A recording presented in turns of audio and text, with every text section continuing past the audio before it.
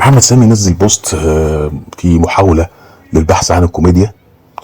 انه يقول لك ان انا ايه يا جماعة، ده انا كنت بره فلقيت واحدة حامل، فلقيت واحدة بطنها منفوخة يعني، فكنت فاكرها حامل وكده، فقلت لها ولد ولا بنت. انا انك لما تلاقي واحدة حامل في الشارع سهل انك تروح سائلها كده، طب انت مالك؟ انت مالك لما تطلع ولد، تطلع بنت، تطلع حامل في كونغر، انت مالكش دعوة. او ان انت هتولدي، انت مالك برضو. فراح سألها، اكتشف ان هي مش حامل، وقال لي يا ده انا كنت محرج جدا من الموقف ده.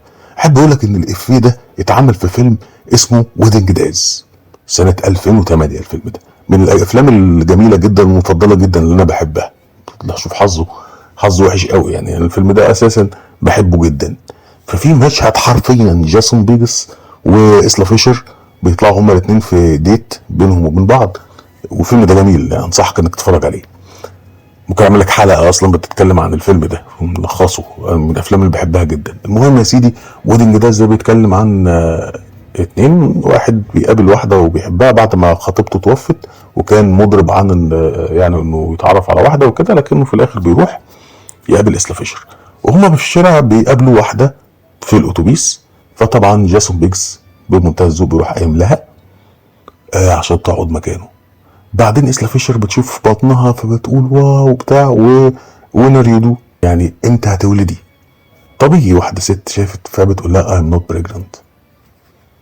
صدمة، وبتروح قايمة وماشية، يعني ده عندها انتفاخ مش حامل. بعدين اسلا فيشر بتتكسف من نفسها وتقعد تضحك.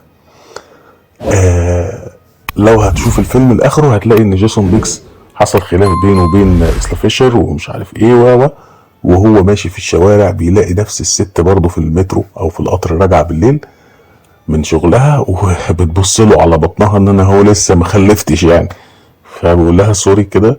وفيلم جميل جدا، انا بحب الفيلم ده. ويعني الافيه نفسه منحوت من فيلم اجنبي، فهل هو حب يحقق الكوميديا فجاب مشهد من فيلم يمكن محدش يعرفه اولا ان هو مش من افلام جيم كاري مثلا في الكوميديا عشان تتعرف، ولا موقف حصل بجد؟ انا اسيب الموضوع لحكمك.